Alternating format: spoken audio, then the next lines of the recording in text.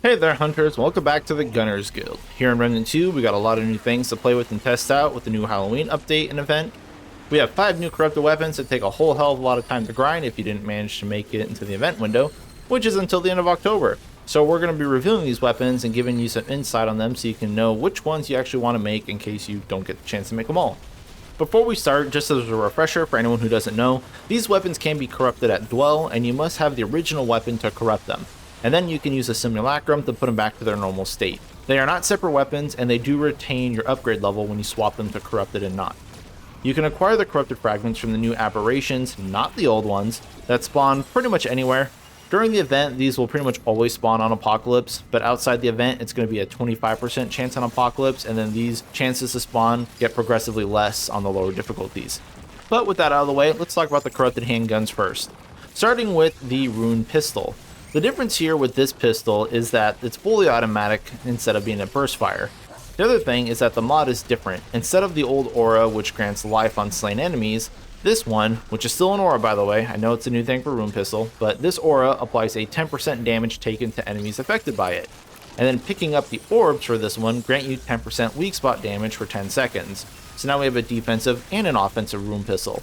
And actually, I really like these Rune Pistols now that the mod is an aura, because you can turn it on and then weapon swap to have like just a buff mod basically. It's great for melee builds and engineer. And while the corrupted Rune Pistol is not the most impactful corrupted weapon, it's definitely going to see some use, and it's a good one to make if you don't have any other ones that, you really fancy. Moving on, we're going to have Corrupted Meridian, which is probably going to be everyone's favorite. So Corrupted Meridian is an entirely different gun. To start, its grenades are just now the straight linear rockets for your primary fire, so it's like Screamer mod, but all the time. You get a clip 6 now instead of clip 5, and you can charge them to release them in a burst. This does not charge like a bow where you have to hit a precision shot to get bonus damage. You literally just load 1, 2, and then 3 rockets, and then you just consume all 3 ammo and shoot 3 rockets at once. There's no damage gain for doing this, so it's entirely situational. That being said, you can still use the Supercharger and Archer's Crest ring to increase the charge speed, despite these items referencing only bows and fusion rifles. It's still a charge. It does work.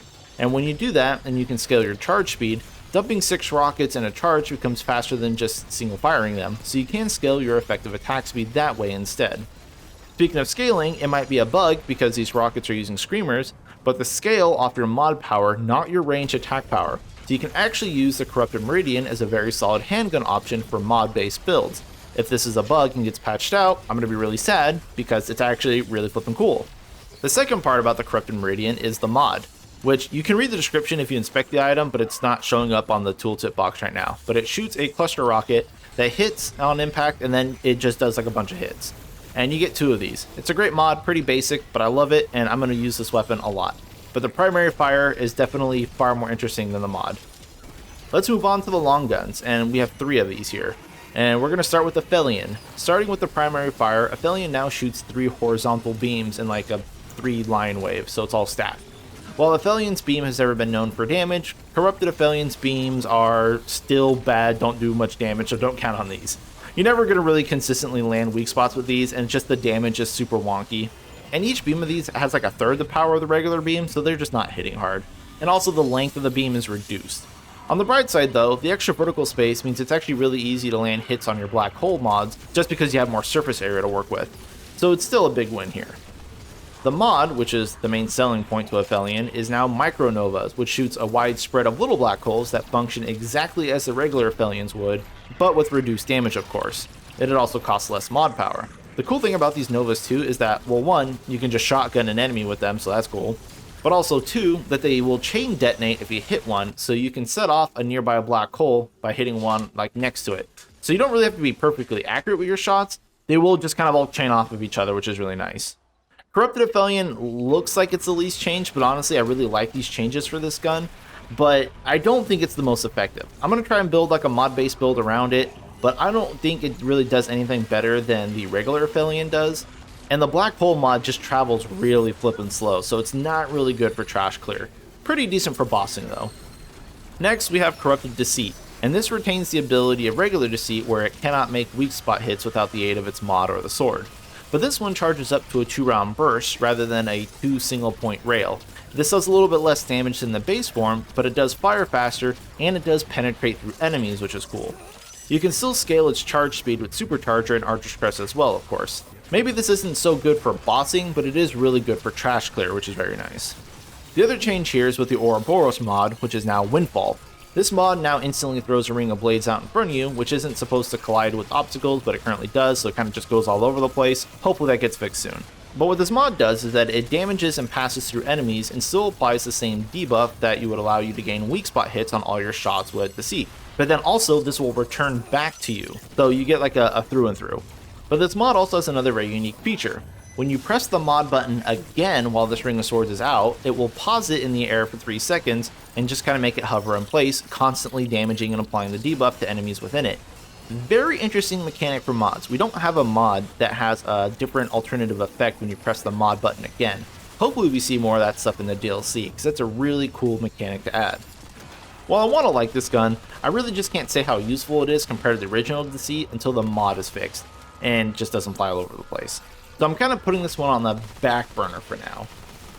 The last weapon we have to talk about is Merciless. Now, Corrupted Merciless, I don't really understand what's going on with this gun. So to start, this thing has a clip of 3 and shoots singular rail gun, like little beams basically now, instead of being like an automatic weapon. These rails don't actually penetrate through enemies like the mod used to do, it just is a single hit. Corrupted Merciless also does not apply bleed, which is another kind of downgrade for that. And the damage doesn't really make up for losing both penetration and the bleed. And the reload speed's kind of slow, so with a limited clip size, you're kind of reloading a lot. That being said, the mod is supposed to aid you with that. What this mod does is that it gives you a 13-second buff that increases your reload speed, but also if you land all your shots on a weak spot, you automatically reload, so you just keep firing basically forever as long as you're maintaining your accuracy. Now, personally, I think this is just a worse Nightfall at this point, because the weapon doesn't really do anything that like the Huntsmaster doesn't already just do better, with a bigger clip size and a faster reload. So I don't really know if this weapon's going to be useful for anything. Hopefully we can figure something out, but right now I'm just not feeling Corrupted Merciless. But alright, so that's going to be all the corrupted weapons for now, and just a quick showcase on what each of them do and how they're different from the original forms.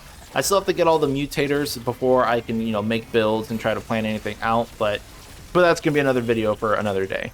But that's going to be all for me, so thank you all for watching, and thank you to my Patreon members. I really appreciate you guys, even if it doesn't sound like it. If anyone wants to talk shop about Remnant or gaming in general, feel free to join my Discord in the description below. But yeah, that's all for me. Thanks, good luck out there, peace, and go hunt all the stuff for the new event.